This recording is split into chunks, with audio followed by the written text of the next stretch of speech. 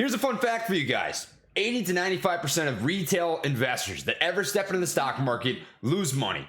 That's a scary freaking statistic. And here's something that really freaking grinds my gears. I gotta make a video about, and I'm going to talk about it here today, which is the conversation between Representative David Scott and Gary Gensler that has taken freaking Reddit and Twitter by storm, because there is very clearly a party that is wrong here, and I want to be able to talk about that. So before we get into it, what is up, everybody? I'm the Trey's, we freaking talk fast and don't skip class. I'm going to preface by saying I'm not a financial advisor or expert, so take what I say with a grain of salt. Let's get into the video. So today, my friends, my family, my fellow girly gang, I want to talk about how freaking goofy this standpoint is that you've got Representative David Scott on right now, right? I'm actually going to watch this video. It's about 2.5 minutes, and I'm going to have my opinions here after the video, and then I want to show you some information about David Scott and his stance and some of the things that he's done in life. I'm actually going to also leave you a phone number if you'd like to have a conversation with maybe one of his employees, because they are potentially going to be passing some sort of bill, at least asking the question about a bill to punish retail money for utilizing tools like social media and Reddit to have conversations to level the playing field, very similar to what you see happen at these big freaking ideas dinners. And Gary Gensler, I don't think he's on board with this guy either, but nonetheless, let's watch this video and you guys can make that decision for yourselves. Chairman, I want to get to this other question because it's so important too. And much has been made about GameStop and Reddit and Robinhood and all of that. What are you doing to protect investors, protect our security system?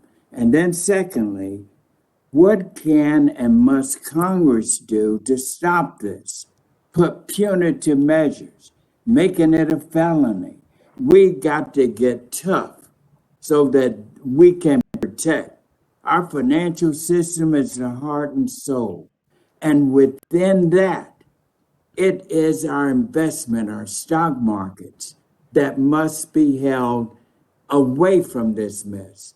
So what can we do? What can Congress do to put some strong punitive measures in to stop this fraudulent behavior with our social media?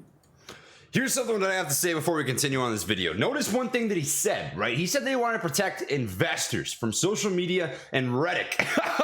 Good old Reddit, baby. I love my Reddit. That's where I get all my freaking DD. Oh, baby Reddit. I love it.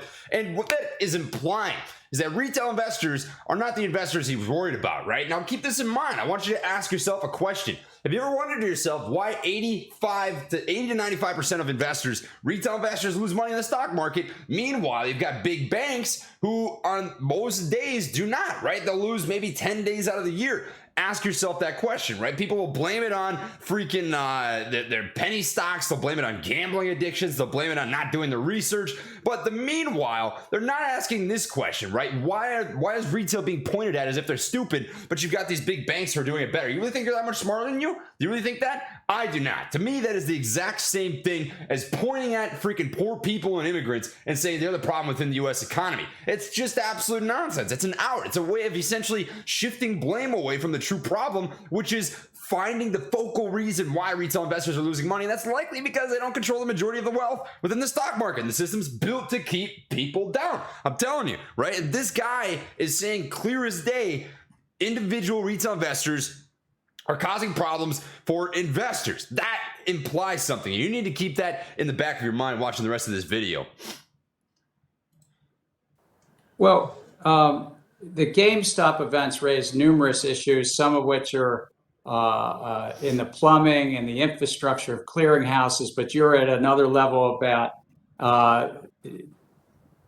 whether there was things that Congress could do to address the challenges there.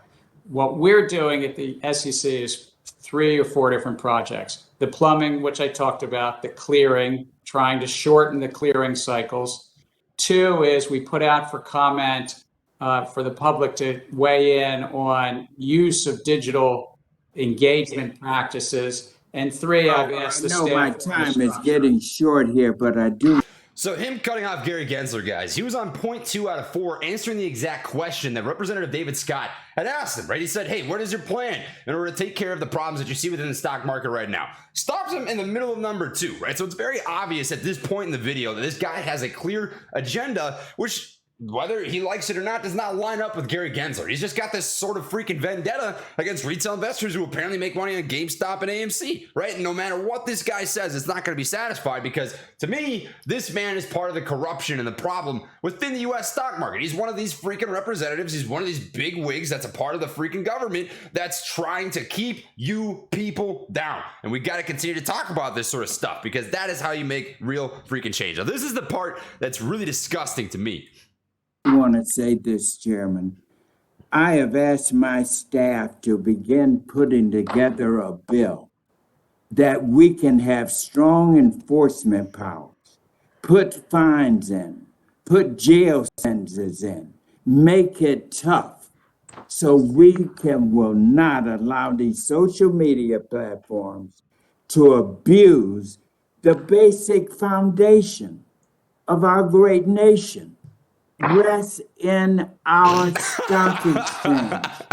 You and I both studied that. We got to protect Hold on. Both studied that.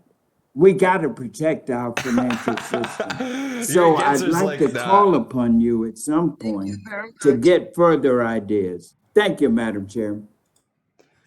Did you guys see Gary Gensler's face? You gotta rewind it. He keeps going on this freaking spiel about how retail's the problem. They need jail time. They need felonies. They need to be fined. And Gary, that smirk. Yeah, sure. Retail money is the problem, even though 80 to 95% of you guys are losing anyways because of the corrupt and freaking destroyed system that we've been running on for who knows how freaking long, right? And I think it is important to ask yourself questions, right? And that's the one that I ask myself, is how is retail money losing 80 to 95% of the time while you have the big guys on Wall Street who are supposedly so much smarter than us, and I'll tell you what, they really are not, winning the majority of the time. And that comes down to ultimately the way the system is built. And this guy wants to keep that system intact because he makes money that way. Now, I also want you to get a background on this guy, right? So I pulled this up, and thank you to Unusual Whales for making this happen. But check this out.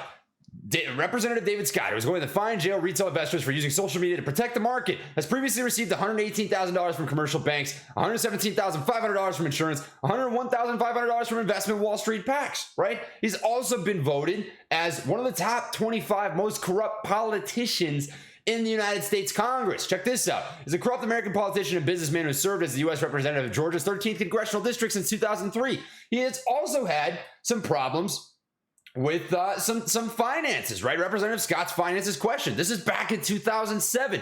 David Scott's life appears in perfect order, a self-made businessman who married into an iconic Atlanta family. However, you've got this problem. A close look at his personal campaign and business finances reveals a tangled web of loans, debt, more than $182,000 in unpaid taxes, and an intermingling of his political and private funds, including more than $643,000 in campaign payments to his family, their companies, and its employees. I'll tell you what. This guy is frustrating to me because he is trying to pick shit with the little guy, the retail investor, say that we are the problem in the stock market when for the first time in what I feel like is forever, you've got people winning, where you've got the freaking stupid big fat pigs by their nutsacks squeezing the freaking crap out of them and picking the hairs off. Well, he's not liking it, right? This is as simple as it gets. He does not like to see retail win for what seems like it's a rarity, a very, very rare scarcity, man. I mean, the statistics are just what they are. Most people lose money while the people at the top win.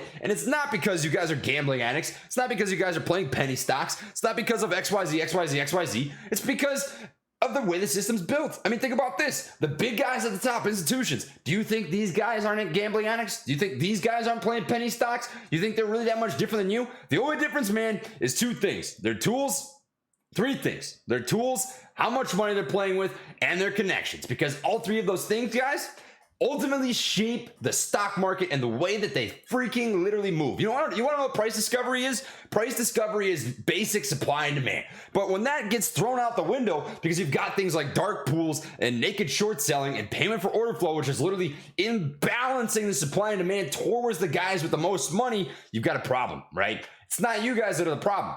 They're the problem causing these sort of things. And I want to give you guys this as an opportunity to contact David Scott if you're interested in doing that. I don't care one way or another, right? But I'll tell you what, This is frustrating to me. And if this is something that's going to impact your life, this is where you can make a difference. You can call these phone numbers. You can file a complaint. You can talk to people. You can do what you got to do, right? Because I think that is some absolute freaking nonsense. And this is the exact sort of problem that within the stock market creates divide. It creates a wealth gap, and it scares people away from ever wanting to touch anything to do with U.S. securities. And that's what I've got for this video. So blah, blah, blah. You know the whole spiel. Drop a like, consider subscribing. Everyone do, my friends. Catch you on the next one. Much love, light taps, and peace.